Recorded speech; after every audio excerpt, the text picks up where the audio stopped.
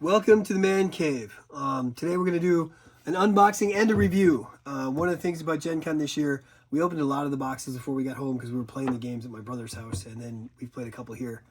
So the one we're going to talk about today is This Game Is Killer. Franchise of Fear, the hilariously deadly party game. This is created by Ivan Turner and published through Smirk and Dagger. Now, little backstory here. Smirk and Dagger did This Game Is Killer last year. They did their first two versions, the yellow box and a blue box. One is based on Alien. One is based on The Thing. This one's kind of based loosely on the Five Nights at Freddy idea. There was supposed to be one in between here. Jaws or the Meg or whatever. It's supposed to be, sharks, and you're in this underwater thing, and I was excited for that. I was all geeked up for that, and this is what we got instead. So I think my initial almost disappointment in this game was because it wasn't the shark one, but we'll come back to that. First, let's open the box. Well, no, first I want to thank the guys over at Smirk and Dagger. Kirk gave us this game to review on the channel, so I want to make sure that I give him a shout out. And I also want to say that the fact that they gave me that game does not influence whether or not what I feel about this game. We also played this was one of the games we paid to play at Gen Con, and that's where we saw it first. We got to play this. We were like, what the heck, where's the shark one? And then we went and talked to Kurt, and he explained what had happened. And what had happened was their big poker game, Hell of a Deal, I believe it's called, got very much backed by Barnes & Noble. And when Barnes & Noble backed that, they said, hey, what else you got? And when they were talking about This Game Is Killer, they pushed to have this one moved forward so that they could premiere this October in their stores, is what they're going for. So. Because with the movies now, the second movie came out, I think, this year earlier. Okay. And so those are Makes now sense. the huge, not that Five Nights at Freddy's was ever not popular, but now that's super tons of attention is being brought back to that. And it's more current than the Meg or Jaws or whatever the red box will be influenced by the Death in the Water. But anyway, so I'm going to open this up. In this box, we have the book. The employee handbook. Well, that's thematic. I love how they do that. And this is only 8 pages long. These games are very simple to get into and play. I do like the art on the front a lot. It looks I do too. I think the art is really good.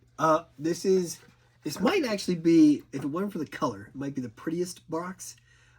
I really like this because of the color, the art, but the art is kind of just freaky-ish. This looks kind of cool, and it gets what they were going for, that worn-out, old animatronic thing that gets messed up. I kind of almost possessed. I like how this looks.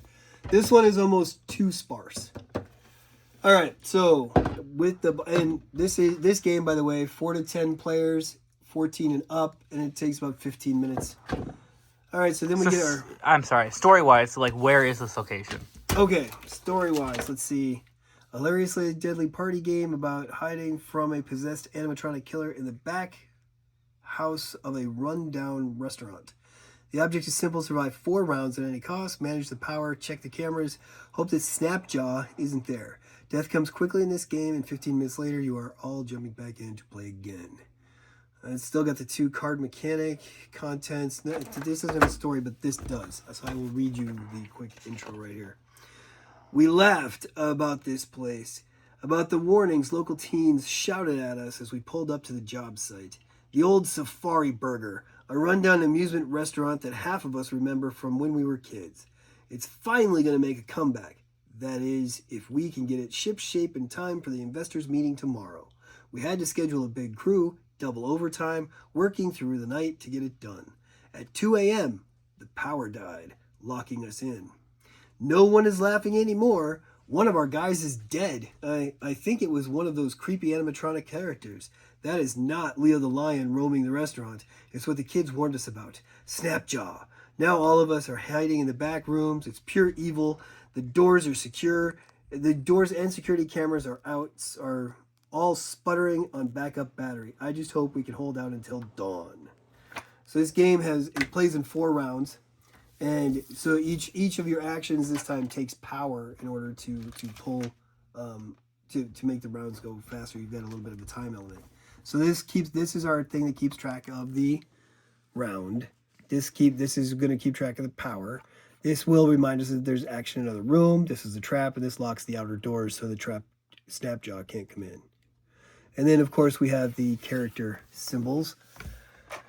And the first player token. And the first player token. We have a expansion that comes with this box that actually goes for the second game, and it's called the Sled Dog Mini Companion, or Mini Expansion. It's fun. I've already put it in the game. I just put it back in here so we can see it. Because what's very cool with this is when this one came out, they had a mini expansion for this one, and that was like the Predator for Alien the Predator. And so now this one has the mini expansion for the Killer, and this is, of course, the dog from the thing. So here's the playmat. So on this playmat, depending on the number of characters that you are playing with, whether it's 4, 5, 6, 7, 8, or more, is where you put the little electric thing to mark how much energy you're using. Each of these cards has an energy cost on it. So as we go, and then there's certain cards. The cards start with level 1. They're all these blue ones, and then you pull out the level 2s and 3s. And they have a separate pile that gets shuffled in once you get to those layers. So the object is to try to win or try to stay alive for 4 rounds by going in these rooms. The cameras are all the same card except, see, you have static, which means nothing's out there. Static, which means nothing out there. Static, and then, oh no, Snapjaw is coming in here. So if wherever the camera flips over where he is, he walks in that door. That's what this lock token is for. Some of the cards allow you to lock the outside door, which means he instead comes out on the next door. Yeah, you can lock these doors, so then he'll move over here, or you can lock these doors. So like some cards will say he moves to the next room. If he can't go and it's locked, then he can't do that. So in this case, 7 would be safe. He'd walk in on 2, eat 2, yeah, that's his lock. And that's the end of the round. And some cards like in 7, and there's nobody there, then he goes through the internal door and gets the next room, which in this case would be 8. And here, if 7 has an ability where if Snapjaw appears in the room, he goes to the next location, but this door is locked, that ability cancels out because he can't pass through this door. It would be trapped. In which case, when Snapjaw bursts in here, Snapjaw and everybody in the room dies. And that's how one of the ways to win.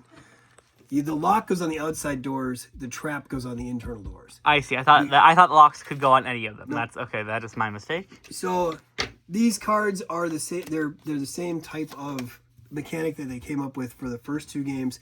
The first is each card has 2 ways to read it. One is your placement, and the other is your action. So when you get 2 turns every round, one is you're either putting down, this is my action this turn, move to any location, and then so this person might make everybody think, okay, move to any location, I'm going to be here. And then he gets worried, or somebody looks at the cameras, they reshuffle the cameras, everybody's like, oh, we're going to get this guy, and then he plays, oh no, now I'm moving to the manager's office. Mm-hmm. So that's how every round works. You cannot play 2 like room things. You cannot play both sides room up. One room. You can't play 2 actions because, like you just said, 1 action, 1 room. So it goes around. The first player plays their first card, either an action or a room, and then it goes clockwise. And as soon as it hits the last player, they play their first action, and then immediately they play their second action. It comes back around and ends at the first player, and that's a round.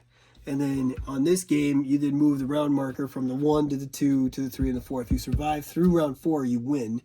I've played this game now, I don't know, quite a bit. We played this a lot the other day where we had friends over, and we also got to play it at Gen Con. And I'm liking it more and more, but I still think that of these 3 games, this one's still my favorite. I still think I like it. And now that I've got the mini expansion, and we played it with that the other day, it's even more fun. So I love these games. I think it's a great series. It's a lot of fun. It's a great way. It's a great party game because it goes so fast.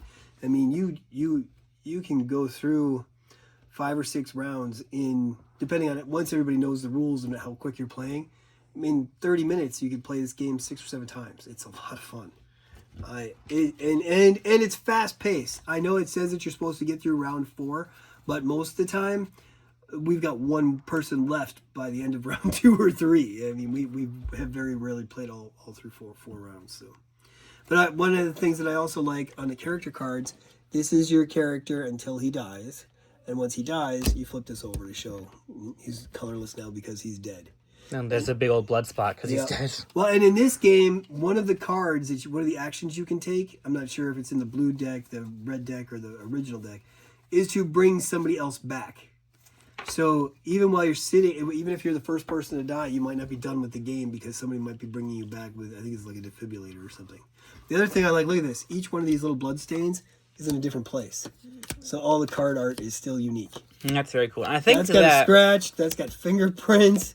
And I think that like I love that. Ability of bringing somebody back from the dead is a first for this game. I don't don't think that appeared in the previous two. I do not either. I think this was the first time that they've done that.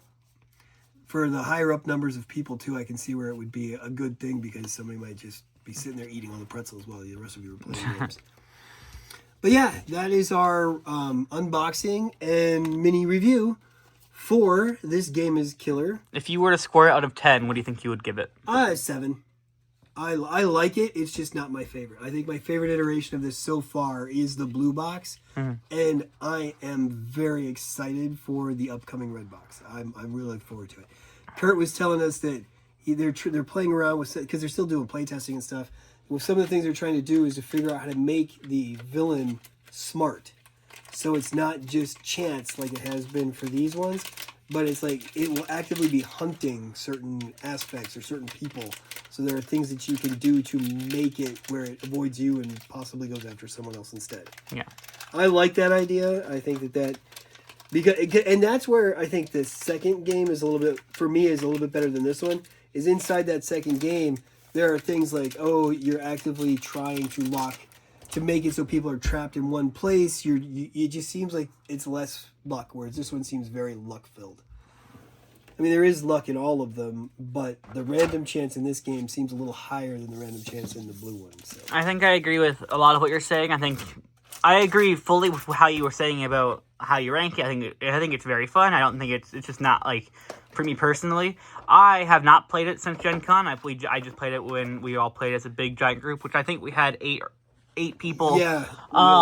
So it was a lot, and it was a little bit overwhelming with, like, this new game, tons of people who a lot of them I didn't know that. I knew you. I didn't know anybody else. Yeah. So a lot of it was very overwhelming for me a little bit, and that might have hurt the game ranking for me. I personally give this a 6. I still think it's great. I love these games. I think the blue box is a 9, maybe a 10 for me, and the yellow I think is a 7. Okay. So I think this is, lower than the yellow. Both of them are still great games. See, and I think I almost like this a little bit better than the yellow. Yeah. Because both games work a lot on the luck aspect. Mm-hmm. This one goes faster, so you're back in the game and having fun sooner than even with this one. And, of course, the caveat for me is, again, I've played the yellow a lot more than I played the orange. But that point you just said is almost why I dislike that one more. I feel like this game is almost too short. I wish because, again, I don't know how it worked when you guys were just playing it when I wasn't playing. But at Gen Con, with 8 people, we went through all the rounds. And that's how the game ended. That's how the game ended all the time. It was, 4 rounds went by, and it was like, wow, this went super by really quickly. And over the weekend, when we were playing on the lower end with 4 or 5 people, we very rarely made it to the 4th round. Yeah. So it was very fast. And so I guess that's how it's balanced that way, then that is fine. But when it was like a big group of people, it was like, I wish it was longer. A longer game. I think of the art styles, this one's growing on me and rapidly becoming one of my favorites. And I think the big difference is it's 2 color here. We've got the orange and then the yellow eyes. Whereas here it's blue. And here you got, the black and blue. Here we have black and yellow. Here we have black, orange, and yellow. And I kind of think, I don't know, maybe that's what it is. I don't know what it is, but something draws me to this art. I love this art. It just looks really, really cool. I think with the art, you can tell what this thing is. Oh, yeah. This thing you can't tell, and that's kind of the point. Exactly. And this thing, I feel like, is a little bit too almost abstract-y a little bit for me. Yeah. But that's why you might be being drawn more to this one. This one, you like, it's clearly an animatronic lion-type character. Yes. This is a mess of flesh and maybe vines. You can't really tell. It looks almost viney, but again, also, yeah. It's like, I don't even know, like, what am I looking at? Possibly 3 eyes? I don't know. It looks gross, which is the point. And so it's like, this is more almost like appealing to look at, because it's more, I know what I'm looking at. Yeah, I'm looking at a glob. This is abstract, yeah, I get it. Which is, of course, the point of each of them. I mean, going off of the original Alien movie, it was all about fear in the dark and coming out of the shadows. And this also is very good, very thematic. It's just like, I'm looking at half a face. That is one of the things, what I love most about these games, I think, is each one is a very thematic, familiar type thing. I mean, it's settings that are based off movies that we've grown up with or horror tropes that we've seen over and over again. And this is a new implementation of that. It's an amazing idea, and it's a lot of fun, and it makes it a lot easier for people to jump in and understand what's going on, I think. So as far as entry-level games go, you don't have to know. You need a basic reading level in order to play these games, and that's about it. And a group of friends. Right. Well, I mean, they say on here that it's ages 14 up, and I think the reason they say 14 is just because of the content, the horror aspect. Because a lot of little kids are horror fans, depending on the family they're raised in, right? I mean, we have in this house, we've got a 10 and 12-year-old who both love these games. So, but yeah, this game is killer. The new version. Franchise of Fear. Franchise of Fear. And I enjoy it. I think so overall, while it might not be one of our critical hits, I definitely think it is a hit. I agree that it's a hit. All right, and that's all for today. I hope you enjoyed that. Until we see you again, may all your rolls be crits.